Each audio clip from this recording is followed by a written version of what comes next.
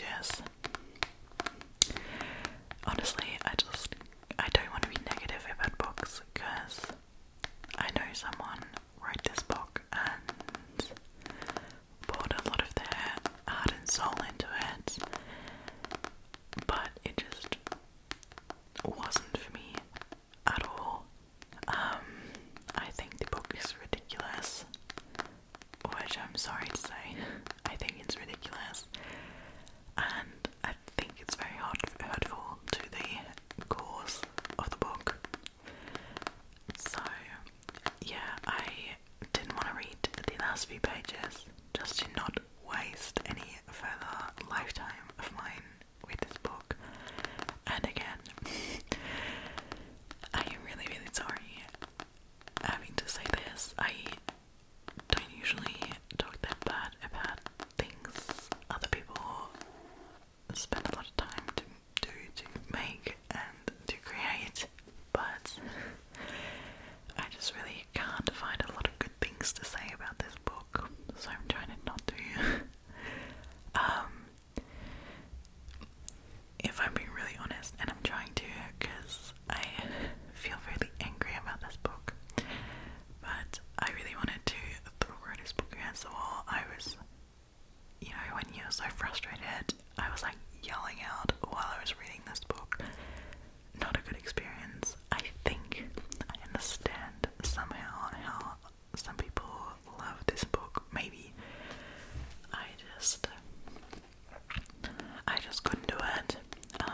These stories about two childhood friends that fell in love, and then he has to leave to his home country, Norway, I believe. Yeah.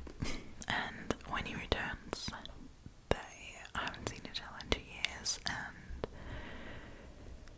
he's different, and they're gonna try to, they're really different people now, and it's the stories about them being in love and stuff, and because I try not to spoil you, okay,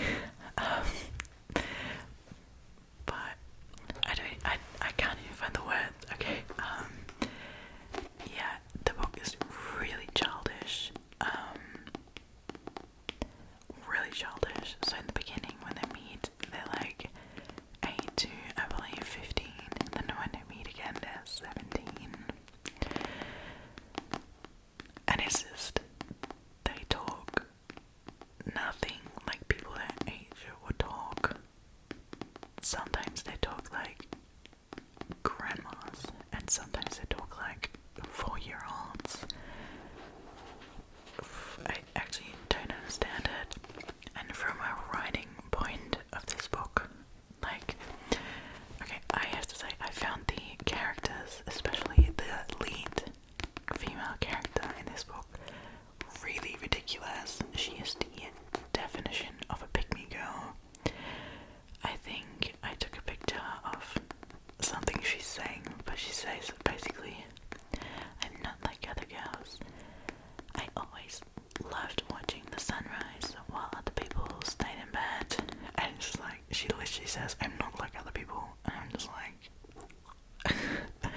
and that continues throughout the entire book. She really just thinks she's the greatest person of all time.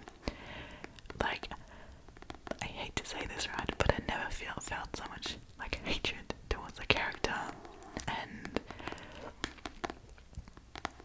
she handles the situation she's in just so unrelatably,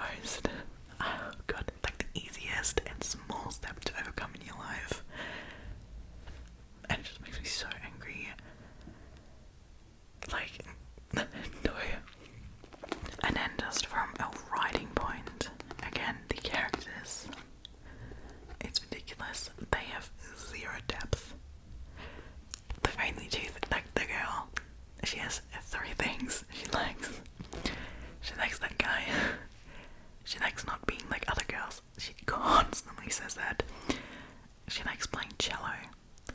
And I guess the fourth thing is she likes to go on adventures, and that is a line that is being repeated and repeated and repeated over and over and over again in this book, that she likes to go on adventures.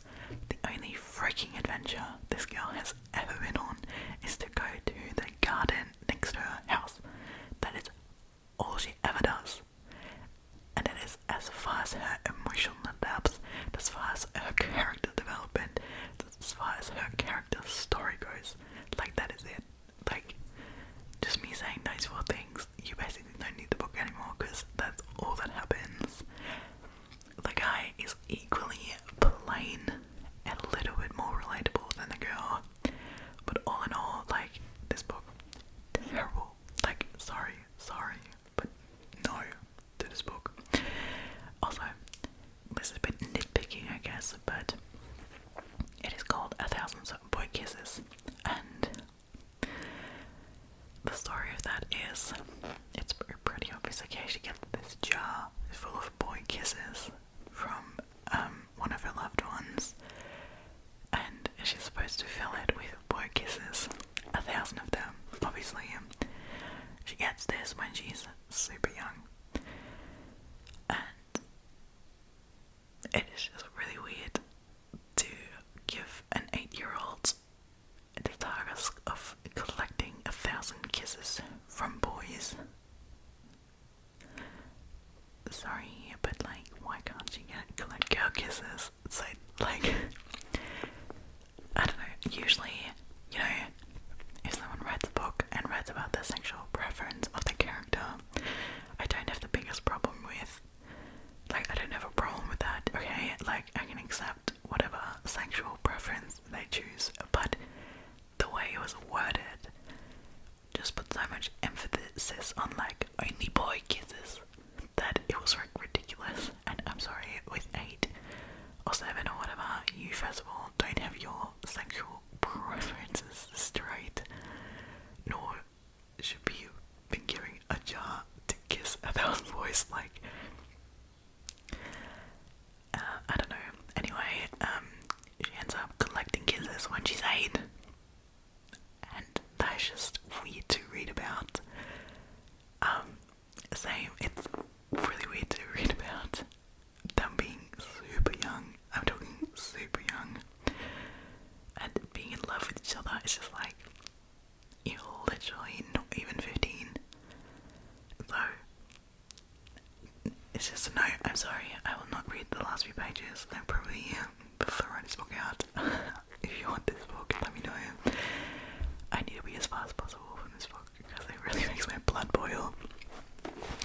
I've read a lot of books in my lifetime, and I've read a lot of books that I also don't like, but I think this is quite literally the worst book I've read in my entire life.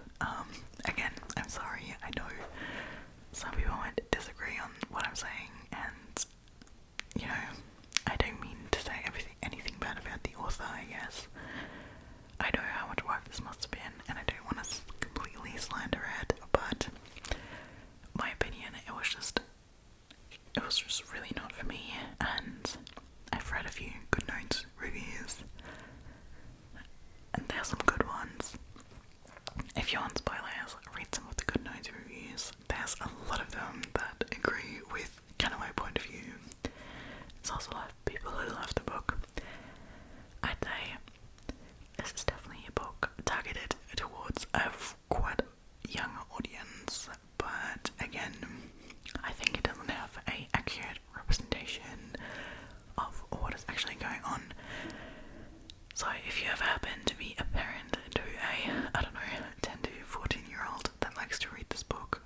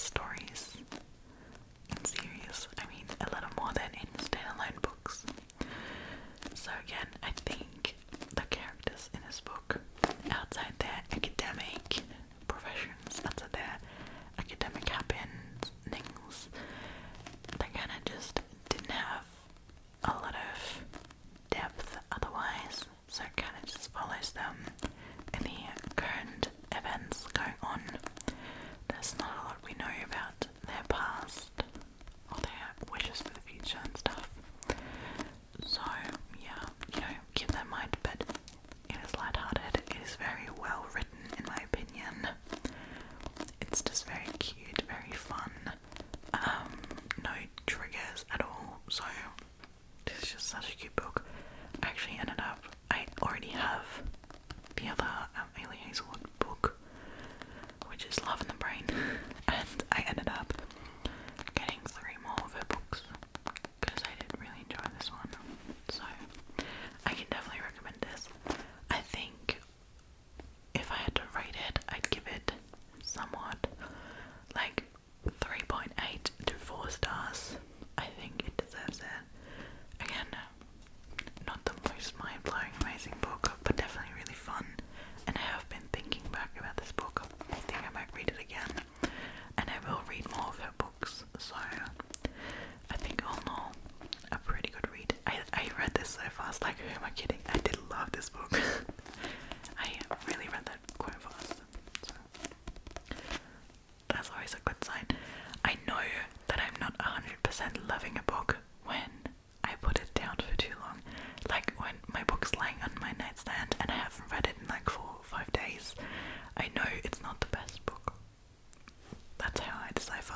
Anyway, next book I read is Tessa Bailey's My Killer Vacation. I just love the cover. So I got this for my birthday from my boyfriend, and it is kind of a romance, murder, mystery book. And again, as the other book I presented you, again the characters just don't have a lot of character, I guess. The Love Hypothesis does it still a lot better than on this one. I just kind of do not know what the people in this book are thinking.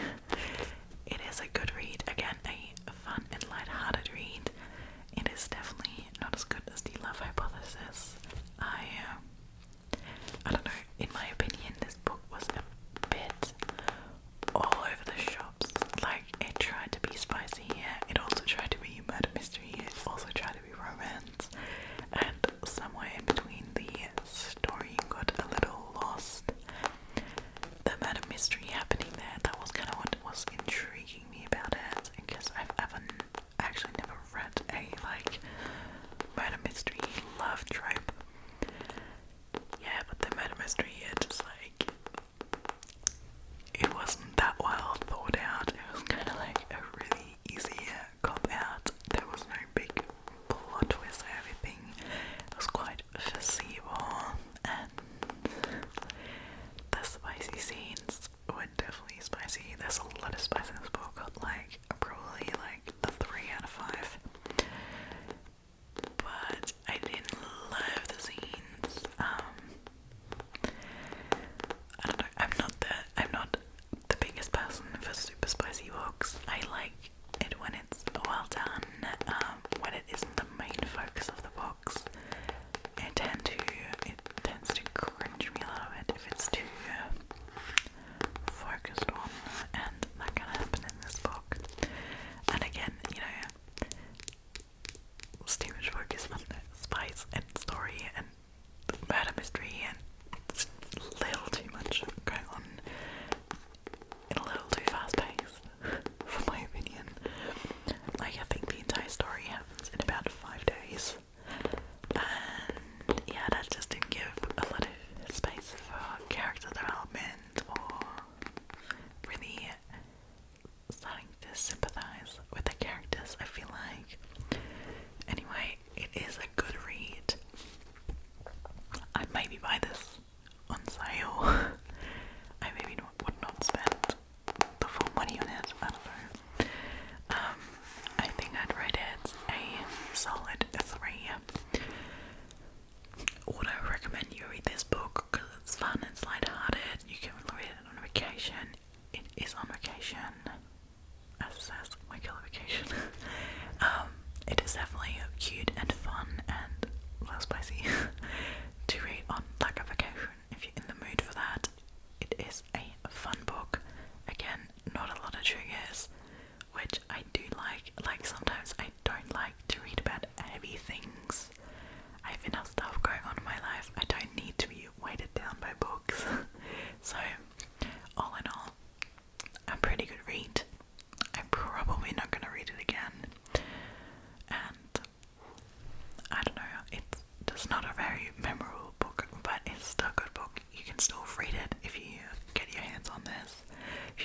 this for me, you can.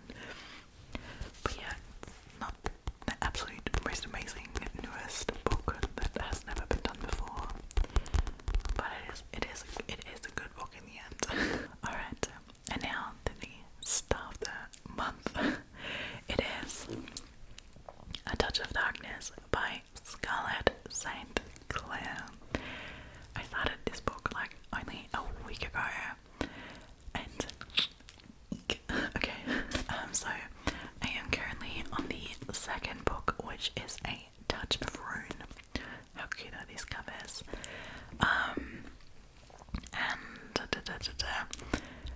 I want to read I have the third one, and I will be reading the third one. A lovely subscriber of mine told me that there is actually a fourth book coming out, which upset me a lot. I like to have my series in a row, but she also said she really loved the first book and the second book, and then the third one is not as strong.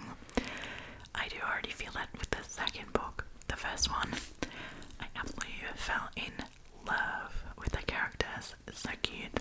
If you haven't seen this book before, it is a Persephone and Hades modern world retelling. So it's basically about Persephone living in the new world. It's called New Athens, which I think is really funny. And she goes into a club that Hades owns and makes a bargain with him that she has to create life in the underworld. Oh, and this book, it's so good. It's like a forbidden love. It's enemy to lovers-ish. It is definitely a love story. It is spicy. I'd also give this book a 3 out of 5 for spice, but the other one is a lot more vulgar. This one is a little more dark romance. Think about Agatha spice. Sometimes it's only like mentioned, not like explicit, which I do enjoy. Like, sorry, but I don't need to read about every time you guys are laying in bed. You do you, but I don't know. I like if the story has some substance. It's not only about laying in bed. Anyway, very good book. I really love this. If you enjoy, you know, anything Agatha and stuff, I think you'll enjoy this. It's definitely one of the better books I've read in the last few months. The characters are really cute. It's really nice to read. It isn't like the craziest, mind-blowing story, but it is in the end a retelling. So, what's really the craziest thing that can happen? But yeah, really, really good. I do think that the second book is already a little weaker than the first one, so I'll update you on the third and then in the future on the fourth book, but it's definitely worth a read. This one got like a 4.8 from me. It is not a 5 because there are better books out there.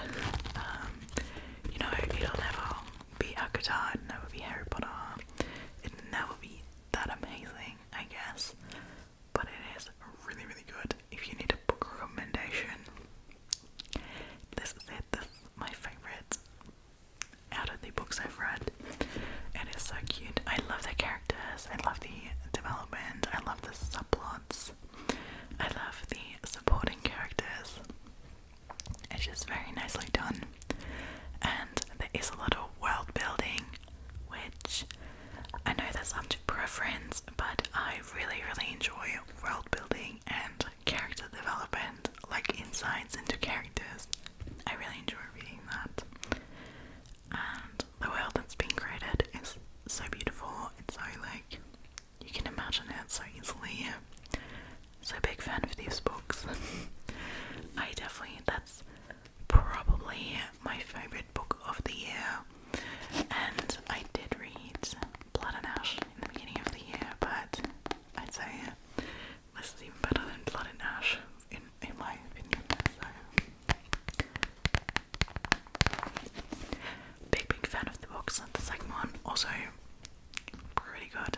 slightly weaker, just because in the first book, you know, there's a little more of that enemies to lovers, but enemies to lovers, you know, does end up being lovers, so